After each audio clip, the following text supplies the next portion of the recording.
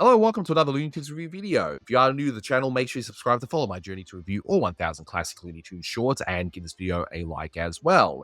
So this is a review for Goo Goo Goliath, and with me today is the drunk stalk himself, my good friend Essie McPeter. Say hi. Ah, yes, that's me. Yeah, that's me, Irv Wayner. Yep, he's calling me. So that's your real name, Irv. Irv McPeter, there we are. But a few bits of info to get underway on this one. So as mentioned, this is a review for Goo Goo Goliath, released on the 18th of September 1954. It's the 721st in the series, and it's directed by Friz Freleng. You can find this beautiful restoration on the Looney Tunes Golden Collection Volume 6 DVD set, and a HD version is out there, just not in physical media yet as far as I'm aware, but you won't find it on YouTube. It is a copyrighted cartoon unless Warner Brothers choose to upload it themselves. So in case you haven't seen this one, we once again see the drunken stork, and instead of doing the right thing and delivering the baby at its proper place, he decides to deliver a baby to a house that he just happens to be near, who are also looking for a baby, but this baby happens to be a giant. So nothing too crazy here. We just see a whole bunch of gags involving a very big baby. So, in terms of trivia, so this is not the first appearance of the drunk stork. We see him before in A Mouse Divided, but here the voice is done in a way now, the pitch is different. So, he now sounds the way he's going to sound for the rest of his appearances in the Golden Age. And speaking of Mouse Divided, this is the same idea. So, in Mouse Divided, we have the stork delivering the wrong species, in that case, a mouse, to a whole bunch of cats. And we even get a funny thing at the end involving Sylvester being delivered to a family of mice. Here, it's a size thing. So a giant baby is delivered to normal sized parents, and we see at the end that it was the other way around too. This is almost baby bottleneck. Yeah, essentially. Yeah. But it's a good idea. I like the fact that, okay, while it's the same type of idea, it's still an interesting variation on it, and there's nothing wrong with that. The execution, it's fine, but we'll definitely Yeah, go through it all as we go through the short itself. I feel like this was just sort of an off time, even without the shutdown in mind. It feels like before the shutdown happened, there was just a budget slash that happened out of nowhere, and everyone suddenly was just trying out all these new things while trying to keep on the job. Yeah, because unlike A Mouse Divided, this one looks very UPA. And if you've watched the review for Yankee Doodle Bugs, you'll notice that the background painter, Irviner, tries some all kinds of different things here to look more UPA, some more 50s modern stylized. Some of it works, some of it maybe not as much. The Yeah, first 3 shots look really good. They have nice, and then it goes to the issue that was in quite a few others, where the background color can just be a little overbearing. Although here, at least in the shot side of the Stork Factory, at least it isn't just one color. I have to applaud him for at least starting to move away from that, even though it carries on to a few later shots. it's not perfect, but it's still eye candy in HD at least for the most part. It's just some of the color design, maybe they would have been better off doing something a little bit different, but is it the worst thing? No, at least they're thinking about it. At least they're trying something. And I already mentioned this in Yankee Doodle Bugs, but I applaud that while Freeling is on autopilot with Sylvester and Tweety, at least on his other things, like these one shots, he's trying something new. He's really trying to do UPA, even if not everything quite works. Although I have to applaud him for at least going in the direction that the business was going. Just in the Warner's way, of course. Exactly. And unlike Yankee Doodle Bugs, is referring to where it has two characters, which are effectively 40s design characters among a 1950s aesthetic with 1950s incidental characters, here it's all 1950s characters, although again, you could argue that the Stork is still in a kind of a 1940s type design, even though he was designed in the Mhm. 50s. But anyway, that's another thing entirely. It still works in this Yeah. cartoon, and you'll notice at the beginning there's this really sort of economic where they don't move the stork's legs in several parts, and they even have just a shot of his coworker just trying to ignore him as best he can, where it's just a blink and that's all, even if they sort of redraw the whole body while he blinks. Yeah. But again, I think there was definitely a budget cut around this time that went all around, and we're feeling the effects of it. And we're seeing it in the other Freeling cartoons where I think there's at least 2 cartoons around this period that seem to be with Sylvester. They have Dr. Jekyll's Hyde and Dog Pound, which seem to be reusing setup animation to do new gags. And here, what's interesting if you look at the opening titles, Mel Blanc is not actually credited for this one, which is odd because he does a voice in here, and part of his contract is if he does anything, he gets credited. So you have Norman Nesbitt doing the narration, You have Marion Richmond doing the voice of Ethel, but Mel Blanc does the rest, right? But he's not credited here. I don't know if that was just an oversight, but it's very unusual. If anyone knows the reason why, definitely let me know in the comments below, because there's no real reason that I can think of. It's got nothing to do with the shutdown or anything, because he'd still be credited. But anyway, it is what it is, I guess. But yeah, it's just something I noticed. May have been a shooting error because it looks like some shots here were reshot to rework in widescreen. Not every shot, maybe just a few, because again, that was where everything was going. It feels like some cartoons around this period were reshot for widescreen, although I had not seen any documentation that actually confirms this, other than a few elements having a second cutting notice in 1954 cartoons that seemed to suggest they were reworked for widescreen. Yeah, I think so. Yeah, that's what it looks like to me, that a lot of this would work cropped should the cinema do so. But thankfully, we see the restoration in open matte so we can see everything, which is the best way to see Yeah. these. Yeah, and not every shot would have worked in widescreen. Some definitely feel matted that way, but it feels like they did matte every scene, like the speaker scene close up. I think it may have been a little too cropped on the top. Yeah, I think so. But I like how in the beginning we see the stork incorporated, as the narrator describes how storks, they're symbolically the bird that delivers babies to their future homes. They're proud of their heritage and all that sort of stuff. And again, this is just a play on the European fable involving storks delivering babies. And I could go through that. I've already done that in a few other stork related shorts, but essentially all you need to know is that, yeah, storks were considered the deliverer of babies. And here we see a drunken stork, number 672. He's talking about to a colleague, and that colleague's face kills me every time I see it. That's me when I'm at my job and I'm just sitting there waiting for my next task to do with my work, and some bozo at work is just carrying on about politics and stuff. It's like, dude, I don't want to Yeah. listen to you right now. That's pretty much my face right Yeah. there. And you pointed this out to me, the Bill and Joe. Yes, in the background.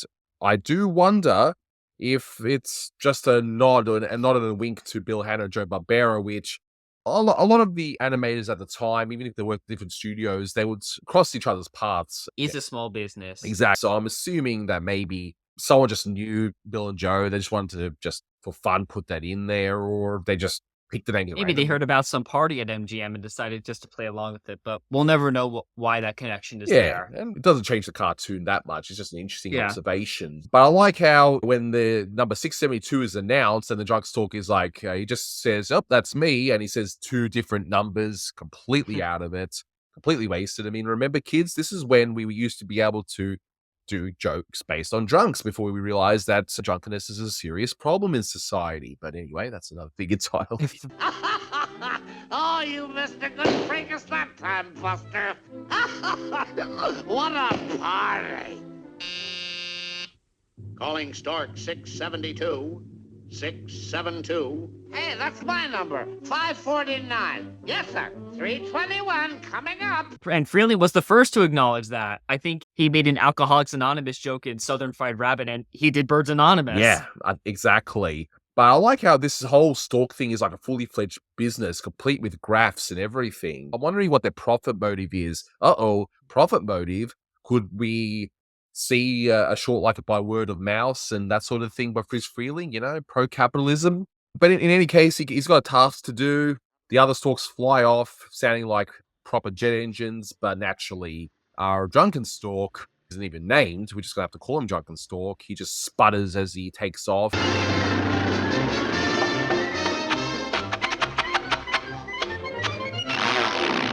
Yeah, he's exhausted. I guess he's a big baby, so what do you expect? And he's like, no, he can't fly any further to his destination. Our first real cluttered background. Yeah, so we got green suburbia. So we got pink in the Stork's office and green in suburbia. And I love his line, though. I never saw a house yet that didn't welcome a baby. That's preposterous. That's ridiculous. I couldn't get this load to the top of a dandelion. I gotta deliver this load someplace. And this place looks as good as any. Never saw a house yet that a baby wasn't welcome. What? What's the logic in that? Maybe some people don't want babies, but anyway. So we're in suburbia, and we see our two main parents, John and Ethel, and they're normal-sized parents, and they're going to raise this giant baby. And regardless of what happens in this short, it's nice to see that they're not angry at the baby. They just make do. They actually try and make it work. They're loving parents despite the baby being, a giant baby. So it's a nice little touch there, I have to admit. Yeah. And of course, we see the progression of him getting big. Exactly, and they're overjoyed at the baby's healthy appetite. We go through, 18 milk bottles and then milk cans, because milk used to be delivered in those cans. So that's what they are, in case people were wondering. And they will just pour milk from those cans. And yeah, the baby grows bigger, and I love the animation of John's leg. How he's just bouncing the baby on his leg and it just warps. Yeah. It's stylized, but I don't know, I think it's Yeah. funny. I gotta say, this is something that carries on to a lot of his designs. Holly Pratt just drew really cute. Like, this baby is adorable. Exactly, and it's similar design to that Yosemite Sam short later on with Honey's Money, that design of that toddler. It's a similar kind of thing. I was actually thinking, like, it has the same baby eyes as the mouse and a mouse divided. Yeah, the baby's, it's a 50s design, and it works really well here too, I think. We get to see all of the same sort of, oh, they have to do really big things for the baby. Yeah. But clearly they're getting a lot of help, and we're seeing these really, really green backgrounds, although not as bad as some of the others. But here, I wonder if you notice this. In the baby oil shot, you'll notice that the texture on the roof is gone when the faded happens. I didn't really notice that, if I'm being honest. I mean, all I Yeah. noticed is, I like the gag where it's like they're worried about baby outgrowing the bassinet and have to sleep in the John Ethel's bed. It's like John is like, he can't hurt anything but the floor.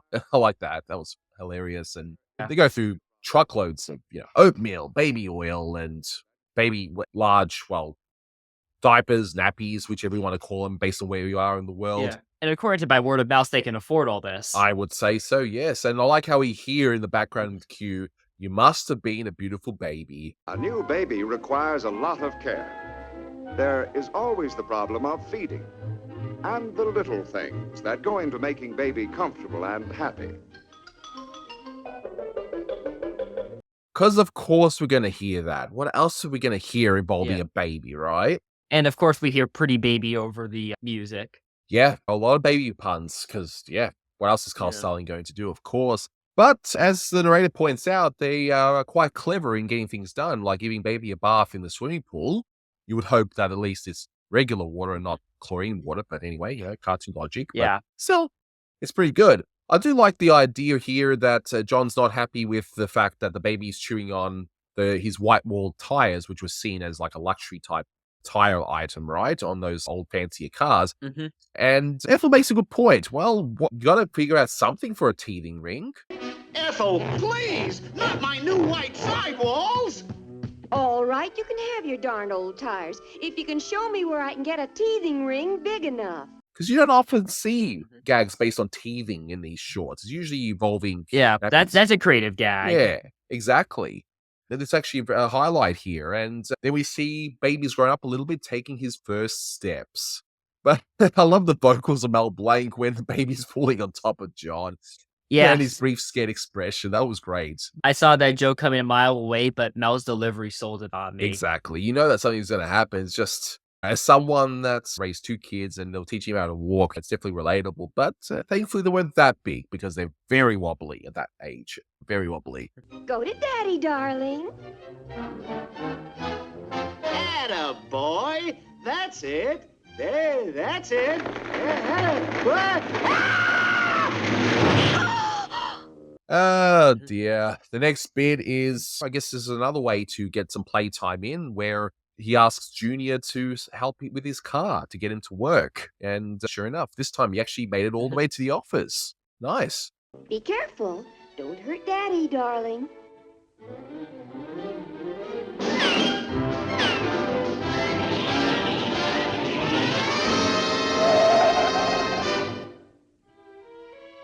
Hey, Junior's getting stronger. I made it all the way to the office today. I made it all the way to the office today, but you gotta have to wonder. Where's he parking? Yeah, well, right outside the front, which is a nice Hollywood trope where, no, you don't park at the car park. Park in front of the office. Well, look at the sign. It says GS. He parked in front of a drugstore.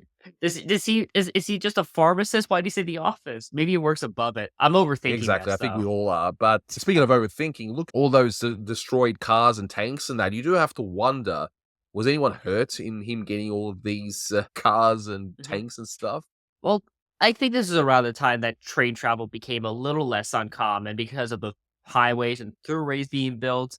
So this may have just been industrial trains, but I hope the people on board were that hurt or whatever bums were hanging around the trucks. Yeah, hopefully not, but that's okay. We have a careless moment where the gate is left open and baby goes for a wander.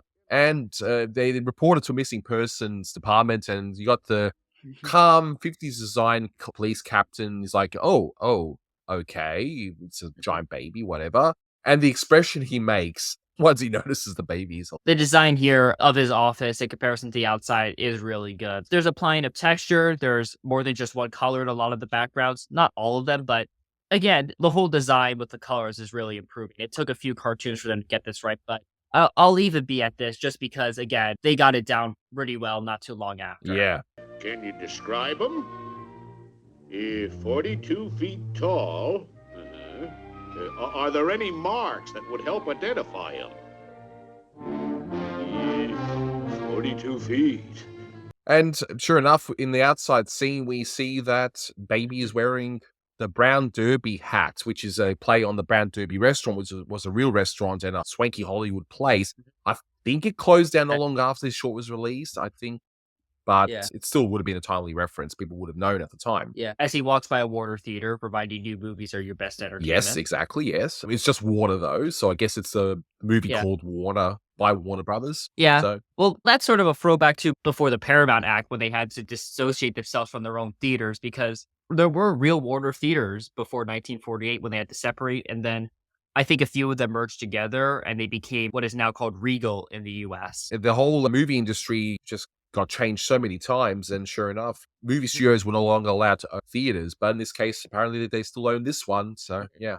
For some reason, this is a weird story point, even I have to admit. I mean, I like this short, but I have to admit this is kind of weird that the baby Yeah. just disappears, just at random. Kind of reminds me of that 1998 Godzilla movie, that really awful one where Godzilla's everywhere and then he just disappears. It's like, oh, where did he go? It's a similar sort of thing. I tried figuring out what Warner Club News this was from, but since I only have the cartoon ones on hand, I couldn't figure it out. Although I did notice the April 3rd, 1954 story. I'm not going to assume this was reshot like some scenes may have been, as I had mentioned earlier, but I am going to assume that they knew when this would release sometime in 1954 because they were really ahead of themselves at Warner's when they were making these cartoons. Because with the Cinecolor and the backlog, they were a full 2 years ahead usually until around 1960. There's nothing really too much on that newspaper clipping, but it just appears to be just some random things slapped together and see you later. So no funny puns or anything like that, nor that there needs to be either. But I thought it was cute, though, that you see the drunk stalk again after a while. He's saying, oh, brother, did I make a mess of things? The office cancelled. How long did they raise that baby, though? You'd have to wonder, don't you? But as luck would have it, though, he does find the baby at the Statue of Liberty, which I thought was a cute little touch. I thought it was nice. It's our second Statue of Liberty joke. Yeah. In this session, but he wore the Brown Derby that's in California and he made it to New York. So I guess the baby really did go missing. Yep. Although I wonder how he traveled across the country that quickly because that does take skill. It does, yeah. But in any case, for the joke, it's fine. It's cute. And I like the animation where, sure enough, he sees the giant, where looks like the giant is also loving, treating that really small child properly. This was my favorite part of the cartoon. Yeah, just his tongue sticking out. His adamant detail of having to raise this little baby. Yeah, I would like to see that cartoon. That would have been an interesting contrast. Yeah, that may have been a little funnier. Like I was saying before a session, there's a lobby card of this cartoon around. The baby looking like he's about to do playtime with the stork and the stork being shocked, which is almost funnier than this cartoon, I would have to say. Even though this cartoon isn't that bad, but it's clearly them going out of their reach for a moment. Yeah, we got another topper. So you think the stalker's going to make things right, but no. It involves the zoo. So, yeah. Yeah. But anyway, it is what it is. We end right there, which is a similar way that Mouse Divided ended as well, with the drunk stalk stuffing it up again, and we end there. So, yeah. The final shot of that baby in the kangaroo pouch, while it's cute, it's way too short, I think. It doesn't emphasize the joke as it could have been. I just think this cartoon was just them going for UPA, but it took them a few cartoons to figure it out, both in story ideas and just design. But Freeling, Foster, Pratt, they all got it down pretty quickly. They made really good cartoons like Red Riding Hoodwinked, which looks really good. And it's UPA-like in its design and a little bit of how it executes its story. And it's still really funny. But I do commend Frizz for at least experimenting a bit more, and of course the team as well, with the 50s aesthetic.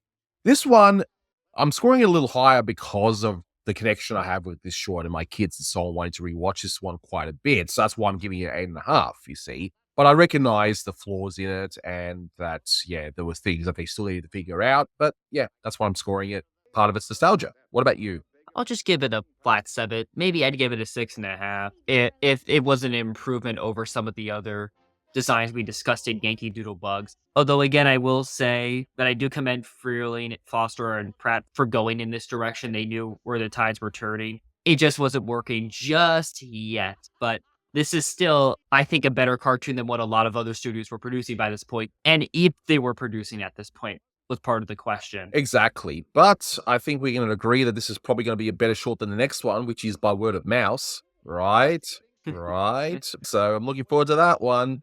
But for now, Yeah. though, At least it's important historically. exactly. But that will do it for this one. Thank you so much for watching, guys. And until next time, take care. That's all, folks. So, well, thank goodness things are straightened out at last. To each his own, I always say.